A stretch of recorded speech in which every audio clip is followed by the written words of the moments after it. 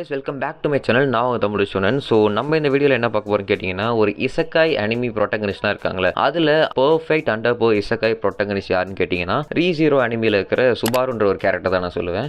So இந்த character நான் ஏன் வந்துட்டு த பர்ஃபெக்ட் அண்டர்போ இசக்காய் ப்ரோட்டகனிஸ்ட் சொல்கிறேன், ஏன் அவரை பற்றி நான் வந்துட்டு இந்த வீடியோவில் பேசுகிறேன்றது இந்த வீடியோவை நீங்கள் ஸ்கிப் பண்ணாமல் பார்த்தா உங்களுக்கு ஃபுல்லாக புரியும் நான் நம்புகிறேன். ஸோ வீடியோ ஸ்கிப் பண்ணாமல் பாருங்கள். ஃபர்ஸ்ட் ஆஃப் ஆல் இசக்காய் அனிமினாலே வந்துட்டு லைக் இந்த இசக்காய்ன்ற ஜானரே வந்து பார்த்தீங்கன்னா ஒரு ஏற்றுக்க முடியாத ஒரு ஜானராக இருக்கும். ஓவர் ஃபேண்டஸியாக இருக்கும், ஓவராக வந்துட்டு லைக் சம்பந்தமே ஒரு விஷயமா இருக்கும். மோஸ்ட்டாக இப்போ இசக்கையில் காமனாக இருக்கிற ஒரு விஷயம் என்னன்னா, ஒரு அன்சோஷியலாக பழகிற ஒரு கேரக்டர் நார்மல் வேர்ல்டில் இருப்பான். அவன் இசக்கை ஆனதுக்கப்புறம் அங்கே வந்துட்டு அவனுக்கு ஒரு பவர் கிடைக்கும் அண்ட் அதே மாதிரி ஒரு ஃப்ரெண்ட்ஷிப் பாண்ட் கிடைக்கும்.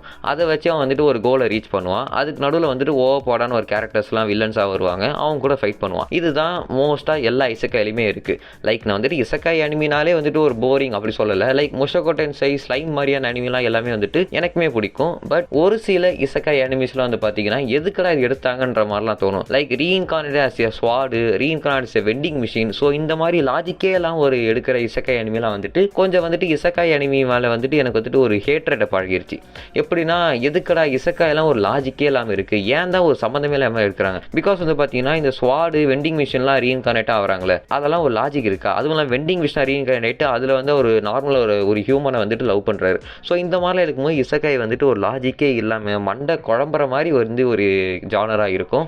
பட் இதுக்கு நடுவில் நல்லா இருக்கிற ஒரு சில இசக்காய் அனிமியை பற்றி தான் நம்ம இதில் பேச போகிறோம். அதில் ஒரு முக்கியமான அனிமி தான் ரீசீரோ. ஸோ இந்த ரீசீரோ இந்த அனிமியை வந்து பார்த்தீங்கன்னா லைக் மோஸ்ட்டாக மற்ற இசக்காய் அனிமி மாதிரி இல்லாமல் இது ஒரு டிஃப்ரெண்ட்டாக எடுக்கப்பட்ட ஒரு டிஃப்ரெண்ட்டான ஒரு இசக்காய் அனிமி. எனக்கு ரொம்ப பிடிச்ச ஒரு அனிமின்னு நான் சொல்லுவேன். இதில் மெயின் கேரக்டரான ப்ரொட்டகனிஸ்டான சுபாருன்ற ஒரு கேரக்டர் வந்து பார்த்தீங்கன்னா எனக்கு ரொம்பவே பிடிச்ச ஒரு கேரக்டராக மாறிட்டாரு. அண்ட் இந்த கேரக்டர் வந்துட்டு இந்த அனிமி பார்த்த எல்லாருக்குமே இந்த கேரக்டர் மேலே ஒரு பரிதாபமும் வரும். இந்த கேரக்டர் ரொம்ப பிடிச்ச கேரக்டராகவும் மாறிடுவார்.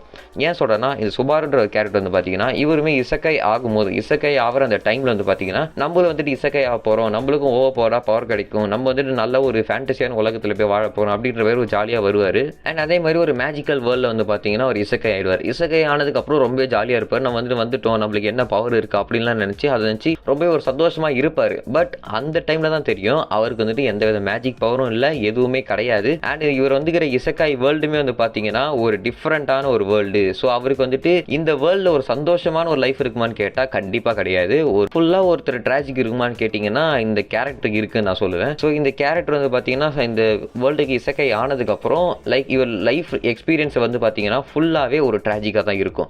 இவருக்கு வந்து பார்த்தீங்கன்னா டெத் லூப்புன்னே சொல்லலாம். இது வந்துட்டு லைக் இவர் சாவே கிடையாது, திரும்ப திரும்ப வந்துட்டே இருப்பார். லைக் இவர் செத்தாலுமே கூட ஒரு குறிப்பிட்ட டைமுக்கு வந்துட்டு டைம் பேக்கில் போயிட்டு அந்த டைமில் வந்துட்டு வந்தீங்கன்னா திரும்ப உயிரோட வந்துடுவார். ஒரு டெத் லூப்லேயே வந்துட்டு பார்த்தீங்கன்னா இவர் மாட்டிட்டு இருப்பார். அந்த டெத் லூப் வந்து பார்த்தீங்கன்னா ஒரு தடவை நடக்கும்போது அவர் கூட இருக்கிற அவர் பழகுன அவர் பிடிச்ச கேரக்டர்ஸ் கூட இருக்கிற கேரக்டர்ஸே வந்து பார்த்தீங்கன்னா அவர் கூட வந்து சண்டை போடுற மாதிரி இருக்கும். அந்த பிடிச்ச கேரக்டர்ஸை இழக்கிற மாதிரி ஒரு சில சீன்லாம் இருக்கும். ஸோ அதெல்லாம் வந்துட்டு இவர் எப்படி வந்துட்டு ஏற்றுக்கிட்டு இவர் வந்து எப்படி வந்துட்டு அதை ஸ்ட்ரகிள் பண்ணி அந்த கேரக்டர்ஸை காப்பாற்றணுன்றதுக்காகவே திரும்ப திரும்ப இறந்துட்டு திரும்ப திரும்ப உயிரோட வந்து அந்த கேரக்டர் நான் எப்படியாச்சும் காப்பாற்றுவேன்ற ஒரு முயற்சியில் வந்து பார்த்தீங்கன்னா இவர் இருப்பார். ஆக்சுவலி இந்த சீரிஸ் வந்து பார்த்தீங்கன்னா கொஞ்சம் டைம் பேஸ்டாக கொஞ்சம் இருக்கும். ஸோ லைக் டைம் ட்ராவல்லாம் இருக்குல்ல, அதையும் பேஸ் பண்ணி தான் இருக்கும். ஸோ அதனால் நீங்கள் கொஞ்சம் நல்லா இந்த சீரிஸை வந்துட்டு நோட்டீஸ் பண்ணி பார்த்தீங்கன்னா இந்த கேரக்டர் வந்துட்டு ஒரு தாட்டியும் ரீபோர்ன் ஆகி வரும்போது அந்த டைமில் ஏதாச்சும் ஒரு சின்ன விஷயத்தை மாற்றுறதுனால இவருக்கு பிடிச்ச கேரக்டர் வந்து பார்த்தீங்கன்னா அந்த டைமில் வில்லனாக வந்துடுவாங்க.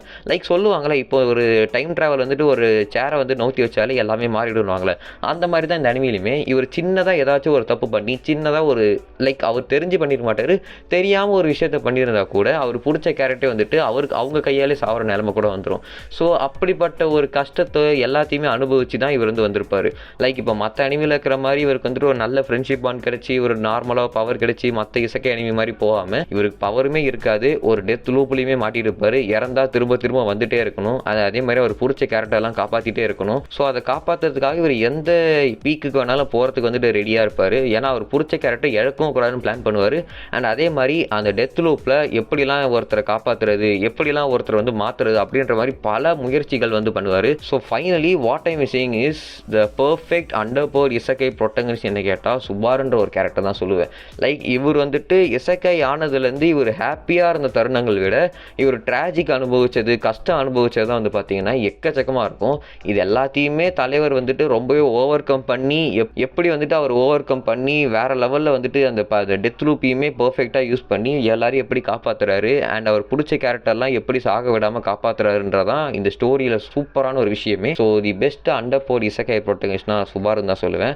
சப்போஸ் உங்களுக்கு தெரிஞ்ச வேறு யாராச்சும் ஒரு இசக்காய் கேரக்டர் வந்துட்டு பெஸ்ட் அண்டர் போர் இசக்காய் ப்ரொட்டகனிஸ்டாக இருந்தாங்கன்னா கமெண்ட் செக்ஷனில் சொல்லுங்கள். நான் அவங்கள வச்சு இன்னொரு வீடியோமே போடுறேன்.